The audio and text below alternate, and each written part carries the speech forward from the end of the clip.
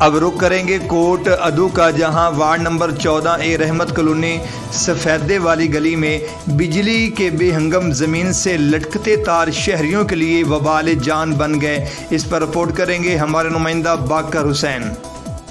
جی بالکل، محکمہ انتظامیہ کی غفلت ہے۔ متعدد بار نشاندہی اور نقصانات کے باوجود ابھی تک اس طرف توجہ نہیں دی گئی۔ یہاں پر بجلی کے پول ہونے کی وجہ سے بجلی کے بے ہنگم تار لوگوں کی گھروں کی دیواروں کے اوپر اور نیچے زمین پر لگ رہے ہیں۔